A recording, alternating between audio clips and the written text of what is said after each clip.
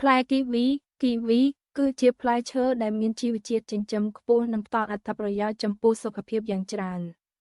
ខាងក្រោមនេះគឺជាអត្ថប្រយោជន៍សំខាន់នៃផ្លែគីវី 1. ប្រភពវីតាមីន C ដ៏ប្រសើរផ្លែគីវីមានផ្ទុកវីតាមីន C ច្រើនជាងផ្លែក្រូចទៅទៀតវីតាមីន C ដើរតួនាទីយ៉ាងសំខាន់ក្នុងការ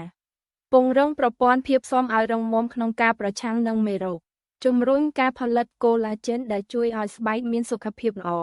2. ជួយដល់ប្រព័ន្ធរំលាយអាហារផ្លែគីវីសម្បូរទៅដោយជាតិសរសៃ Fiber និងអង់ស៊ីមមួយប្រភេទហៅថា Actinidin ដែលជួយសម្រួលដល់ការរំលាយប្រូតេអ៊ីនក្នុងក្រពះជួយឲ្យការបន្ទោបង់មានភាពងាយស្រួលនិងការពារអាការៈទល់លាមក 3. ជំនួយដល់សុខភាពបេះដូងការទទួលទានផ្លែគីវីជាប្រចាំអាចជួយកាត់បន្ថយកម្រិតកូលេស្តេរ៉ុលក្នុងឈាម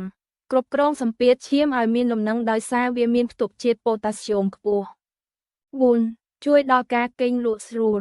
ផ្លែគីវីមានផ្ទុកសារធាតុសេរ៉ូតូនីន Serotonin ដែលជាអរម៉ូនជួយឲ្យអារម្មណ៍ស្ងប់និងជួយឲ្យអ្នកគេងលក់បានស្កប់ស្កល់ជាងមុនការញ៉ាំគីវីមួយទ្រេពីផ្លែមុនពេលចូលគេង1ម៉ោងអាចជួយដល់អ្នកដែលមានបញ្ហាពិបាកគេង 5. សុខភាពភ្នែកផ្លែគីវីមានផ្ទុកសារធាតុលូតេននិងសេកានិនដែលជាសារធាតុប្រឆាំងអុកស៊ីតកម្មដ៏សំខាន់សម្រាប់ការពារភ្នែកពីការបំផ្លាញដោយពន្លឺនិងកាត់បន្ថយហានិភ័យនៃជំងឺភ្នែកឡើងបាយឬជំងឺសរសៃប្រសាទភ្នែកចុះខ្សោយ